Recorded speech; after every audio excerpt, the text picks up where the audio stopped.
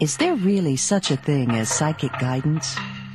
Are there people whose intuition is somehow heightened above the rest of us? Find out next as we learn to use and evaluate psychic guidance in our lives.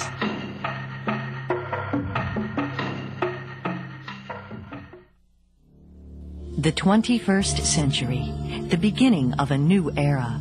We stand at the threshold of a time filled with rapid change, uncertainty, and monumental possibilities. Visionaries have pointed to this time as a turning point for humanity. One such man was the American clairvoyant Edgar Cayce.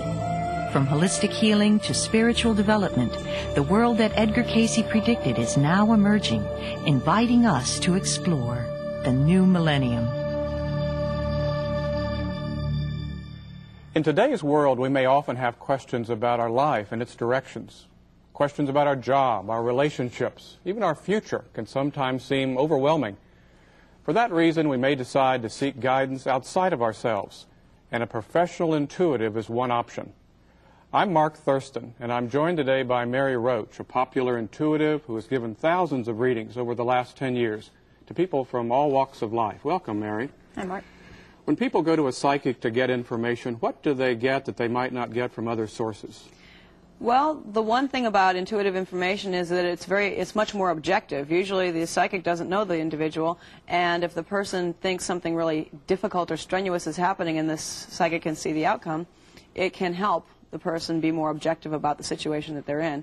Also, very often people say that the information that they're receiving back from the intuitive is exactly what they sort of thought they were thinking anyway. They already had it in their minds. The intuitive is simply repeating it back to them very often.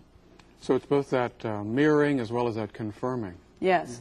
Now, Edgar Cayce is a model for so many people who are doing intuitive work, and he talked about the way in which a reading or consultation session is really the product of the recipient and the psychic. What role does the recipient play? Well, the recipient's role is very important because they are co-creating the reading with the intuitive, and they are the source of the reading. Their soul is the source of the reading. So what the recipient can do, the first and most important thing is that they need to make sure that they're motivated and that they're interested in being there, that they have something that they want to talk about their lives, about themselves, that's important for them to know. The second thing that's important for them to do is to walk in with an attitude of openness, with an attitude of being receptive and not particularly skeptical. That usually helps the flow of information and helps everybody relax. And the third thing is that they need to be responsible and discerning, both in choosing an intuitive to work with and in listening to the information, because they need to listen to the information to find out if it really suits them, if the person is really on with them or not. So they have responsibilities too. It's not just a matter of opening themselves up and saying, tell me what to do with my life. No, it's important for them to have an idea about what they really are looking for, and then to really listen to whether it's really the appropriate answer for them. Now, you must have people from all different walks of life come to you, all different kinds of questions. What kind of question are you best at answering? Well, my favorite kind is life purpose, life mission. I believe that every soul is here with a purpose, with a reason, with a mission to fulfill. I also believe that all people have lessons that they end up having to be involved with because they have to learn and better themselves. So a lot of times that they will meet people who will help them meet these lessons. So that's the sort of thing I usually work with, and that usually includes relationships and careers. But life purpose is the most important because everybody is here for a reason. Now, is part of that telling them what to do with their life or just showing them the talents to pay attention to?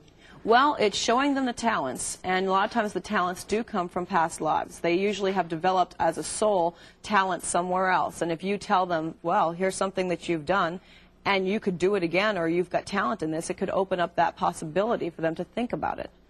Now, can a person get some of that information on their own? If there's a blueprint there, can they sort of be their own psychic?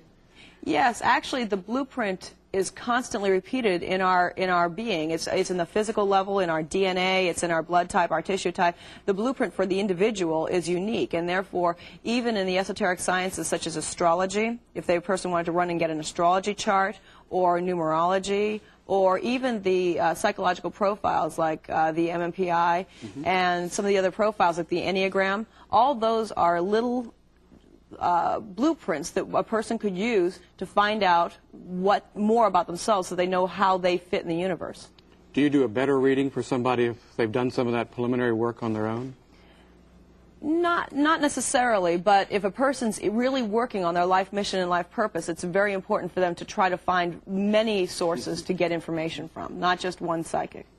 Let's talk for a minute about how you prepare yourself. If you're getting ready for a consultation with somebody, what do you do to get yourself into the right frame of mind? Well, it's important that I center myself. And it's also very important for me to do some prayer and prayer and centering together. It's important that I get my entire life out of the way and focus entirely on the person in front of me and not have my own agendas or problems running through my head. So I usually center myself and do, 3 to 5 minutes of prayer when the person is sitting there, and I usually pray before they come in. And do you invite them to do that same kind of centering with you? Yes. Yeah. Some of them do. Some of them are kind of nervous, so they want to sit there and wait and see what happens. But there's usually a quiet time, so they have to sit there, and sometimes they do pray with me.